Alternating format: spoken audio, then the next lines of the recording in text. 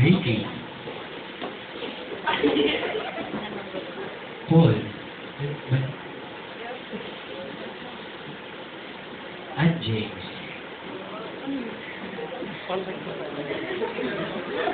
Mga bata pa lang sila, magkakasama na sila sa hirap at saya ng buhay.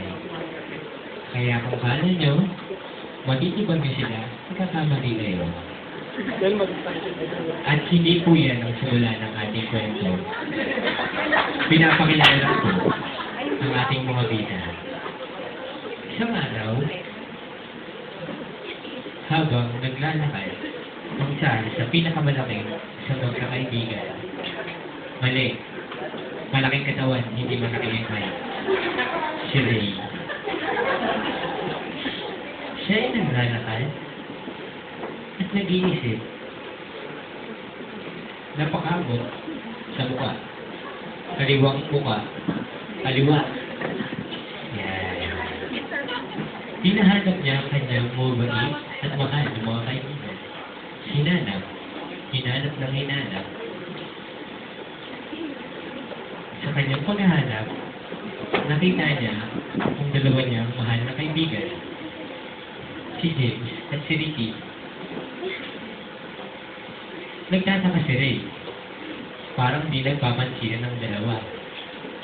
Mukhang nagtatalo. Nagtatalo ang dalawa. Naguluhan si Ray. Napaupo.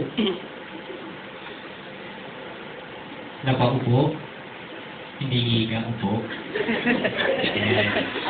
Kaya siya'y tumayo muli at lumapit sa dalawa. Tinanong niya, bakit kayo nagtatalo? Ngunit ayaw tumigil ang dalawa. Kaya siya'y sumigaw. Sumigaw ng sumigaw. At natulala ang dalawa. Tulala ang tulala. Sinampal ni Ray ang kanyang mukha. Bakit kayo natutulala? Ang tatauhan ng dalawa. Tinanong niya si James, bakit kayo nagtatalo? Si James lang, di ba si Ricky?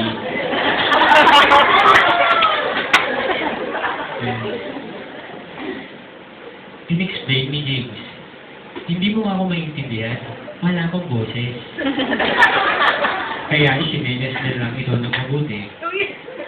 Naintindihan ko rin.